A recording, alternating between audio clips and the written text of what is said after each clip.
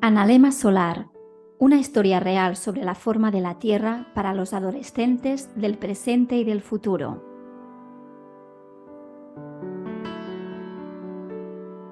Hace muchos años yo creía que vivía en un globo que se movía por el espacio infinito. Me educaron con la idea de que nuestro planeta era una esfera en movimiento. Increíble, ¿verdad?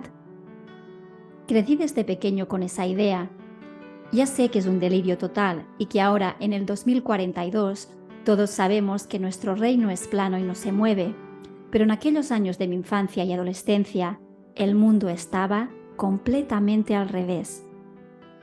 Se nos explicaron muchas mentiras en la escuela, tantas que hubo que reescribir todos los libros y manuales de estudio. El cambio no fue fácil y empezar a publicar nuevos contenidos alternativos toda una odisea.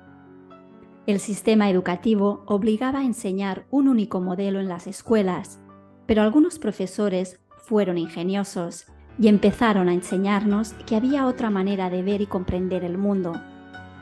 Yo tuve mucha suerte y esta es la historia real que hoy quiero contarte, la historia de una profesora llamada Nura.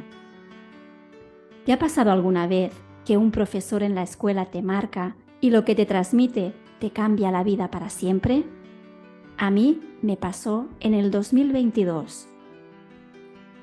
Nura era diferente y especial. No era una profesora como las demás. Transmitía luz y buena energía. A la hora del recreo se nos acercaba para plantearnos juegos creativos y contarnos historias fascinantes. Parecía no tener interés en hablar con el resto de profesores. Un día nos propuso un juego de experimentación. Me acuerdo perfectamente de ese día porque era el 21 de enero, el día de mi cumpleaños. Nos dijo que el juego se llamaba así, analema solar. ¿Sabéis cómo hacer un analema solar en el suelo?, nos preguntó. Nadie contestó. No sabíamos qué era un analema.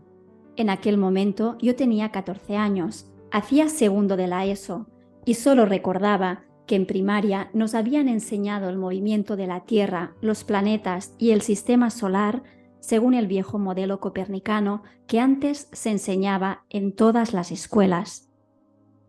Entonces Nura nos dijo: los movimientos celestes se entienden mejor sobre un plano que sobre una esfera. Vamos a aprender a través de la propia experimentación. El juego del analema consistía en dibujar cada día y a la misma hora la sombra que proyectaba una varilla sobre el suelo y a la vez colocar otra varilla para marcar el final de la sombra de la primera varilla. Nos explicó que lo más importante era marcar los puntos de las sombras a la misma hora todos los días, y que ella se encargaría de hacerlo también durante los fines de semana. Nura nos miró y nos dijo: al finalizar el año, algo mágico se revelará ante nuestros ojos. Entre todos fuimos marcando los meses. El tiempo pasó volando y al cabo de un año exacto, justo cuando pusimos la varilla en el mismo punto en el que habíamos iniciado el juego un año atrás, lo que pudimos ver fue una figura en forma de 8 dibujada sobre el suelo, una figura como esta. Entonces Nura me miró a mí y me dijo: ¡Feliz analema solar, Jan! Era de nuevo el día de mi cumpleaños. El sol había completado su analema, el viaje que realiza a lo largo de un año.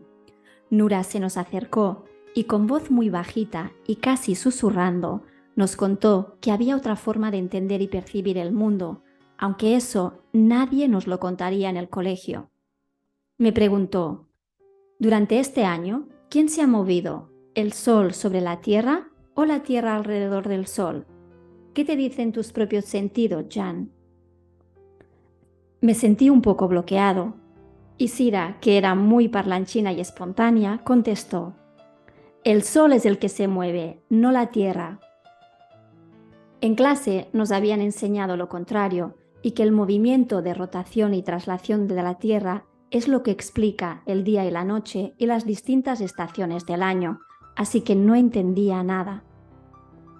¿Y qué pasa entonces con las estaciones del año y con el día y la noche?, le pregunté a Nura. Y ese fue el momento mágico en el que nos enseñó un mapa que me dejó tan confuso como sorprendido. Abrió una carpeta y allí estaba el mapa Gleason de la Tierra plana, un mapa que jamás había visto, ni en ningún libro de texto ni en ninguna asignatura. La Tierra es plana y además no se mueve, afirmó Nura de manera muy rotunda. Nuestra profesora sacó 2 pequeñas canicas de su bolsillo en representación del Sol y la Luna para enseñarnos, según dijo, el movimiento de las 2 luminarias por encima de la Tierra plana y comprender cómo se explican el día, la noche y las estaciones. Ante nuestra mirada atónita, nos desveló otra realidad muy distinta y empezamos a hacernos muchas preguntas incómodas sobre el modelo aprendido en la escuela. Nura prosiguió con su clase sobre el analema. Los expertos de la NASA y los científicos insisten en que el Sol es 400 veces más grande que la Luna y que parece tener el mismo tamaño que la Luna porque casualmente se encuentra 400 veces más lejos que la Luna. ¡Qué gran casualidad!, ¿verdad? Mirad el Sol y la Luna. La observación directa nos indica que están cerca de la Tierra y que tienen el mismo tamaño. Sentí que lo que me estaba contando Nura tenía mucho más sentido que el hecho de pensar que estamos en un planeta en forma de esfera, girando a 1600 km por hora alrededor de un Sol mucho más lejano. Seguí escuchando a Nura.